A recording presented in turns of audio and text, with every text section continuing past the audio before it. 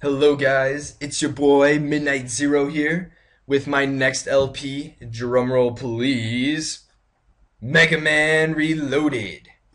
So, Megaman Reloaded is a ROM hack of the original Mega Man 1, and you'll notice we had our original 6 Robot Masters to choose from like in the first game. But to keep it simple, this game is much more difficult than the original in every aspect of the game. The enemies, bosses, level designs, everything is much more difficult. So, I'm not like a pro or I don't know a ton about ROM hacks, but I was looking up some of the better ROM hacks and I downloaded a bunch of them, tried them, saw how the graphics were, and this is the one that probably stood out the most for the original Mega Man. The graphics are great. Every sprite has been redone. Well, almost every sprite. Keep things fresh. I like that, make it new. Something new for the eyes to see. And what's also nice is that the level design is totally different. So the levels are a lot longer. The original Mega Man levels, if you watch my first LP, have really short levels that you can finish in 2-3 minutes. But these levels take 4 or 5 minutes to finish, so I'll probably only be able to get 2 in an episode. So this LP will be a little longer than the original Mega Man LP. Now you'll notice at the bottom of the screen there's like a purple ice-like section. The first time I played I actually thought that was a platform. Turns out, nope. I jumped down there thinking I would get by, fell right to my death, and I thought that would set the tone for the rest of the game. And in a way it did, because there are a lot of deaths in this game. You should expect to die a lot if you're going to play this game. But I was wrong in a sense that a lot of the deaths aren't cheap, annoying deaths. So there aren't a lot of like tricks in this game that make you think, oh, well, I don't know, the game is just being cheap. Oh, that's stupid. That doesn't even require skill, that's luck. No, this game does a pretty good job of legitimately increasing the difficulty. And lucky to get on that platform. I hate those types of platforms because you literally just have to wait for them to come to you. But you'll notice that Mega Man's weapon is a lot weaker in this game. It takes 3 hits to kill a Meteor. A Meteor. Yeah.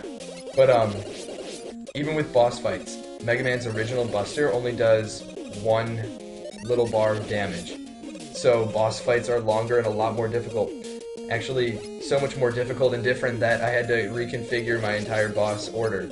I normally, or you would know this if you saw my first LP, I normally fight Bomb Man first, and when I first tried this out, yeah, that's what I was exactly planning on doing. But when I fought Bomb Man, after probably a rough 20-30 minutes of trying to get through his level, he glitched.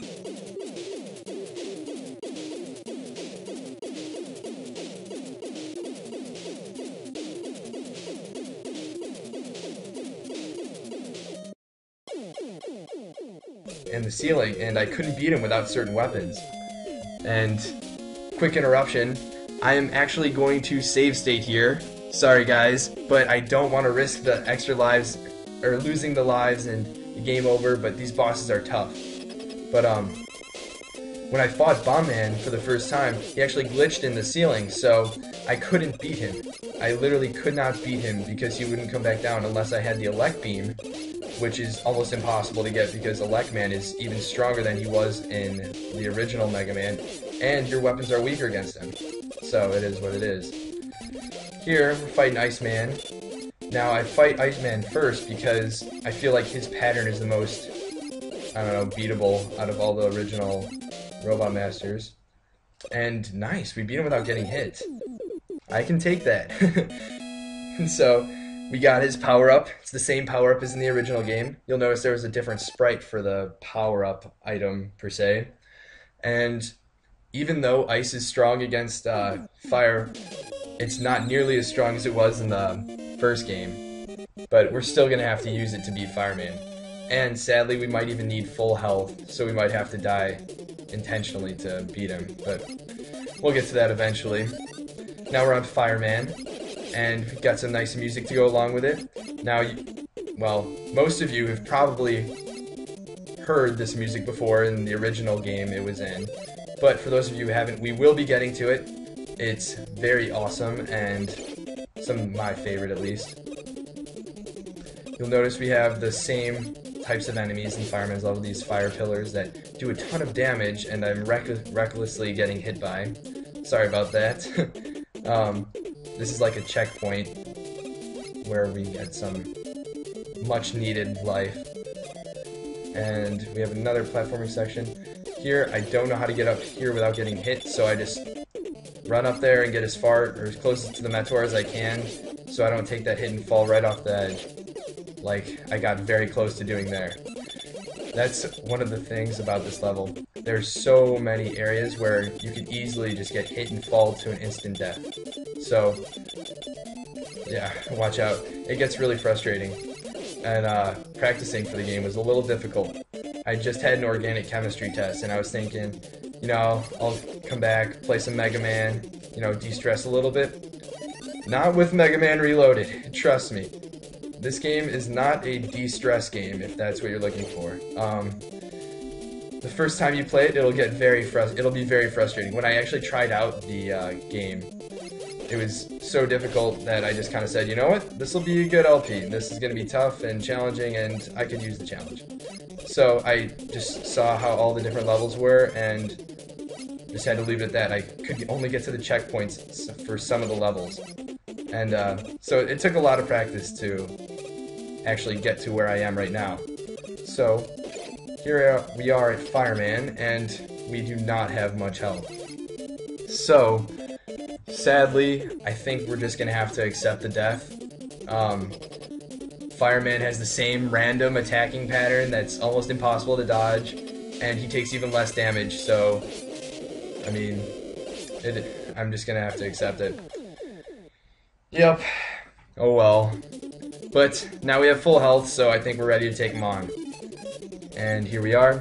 Again, I'm going to save state just to be safe. Sorry, guys. Cool pose going in. Also, Mega Man's colors are different with the power-ups than they were in the original game.